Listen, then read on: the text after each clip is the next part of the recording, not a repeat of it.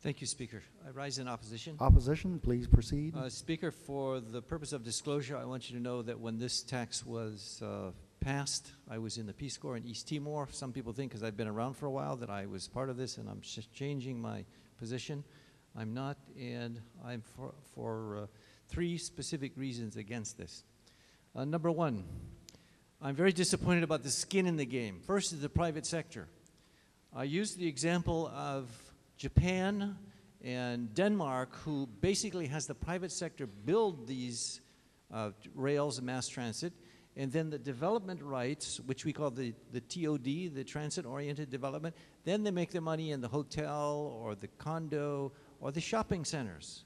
Therefore, the taxpayers aren't stuck with the full bill. I don't see any private money in this whatsoever. Other skin in the game, city and county, they haven't even gone their geo bonds yet. They have not even issued a bond because there's a controversy between the mayor and the council. That relationship needs to be fixed in order to fix this. So skin in the game, number one. Number two, no tight planning. You know, if you fail to plan, you plan to fail. And this thing has been so loosey-goosey. Costs that come out of the air where, well, how did this happen or where is that? Things that are not locked down. This is a billion-dollar project. The tighter a project, the more money it needs, the tighter the plan should be. Speaker, this is still loosey-goosey. It's still people wondering where and how things are going to happen, when it's going to happen. We are 7 years out from the actual date that it's needed. We're saying, well, look, we got to do it now. The full rationale of that was explained to the Finance Committee, but I'm not sure that too many people really understood what it was and why it's got to be now. Fortunately, the governor is sort of putting his foot down and saying, well, maybe not exactly now.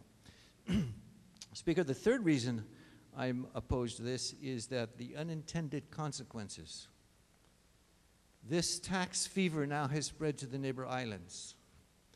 We have to, with this bill, give every county the power, not just as we've given in the past through our Constitution, property taxes, but actual taxes to have a GE tax in the different counties.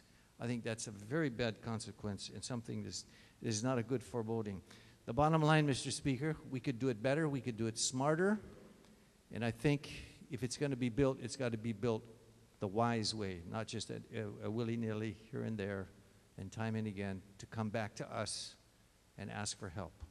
Thank you, Speaker. Thank you very much, Representative.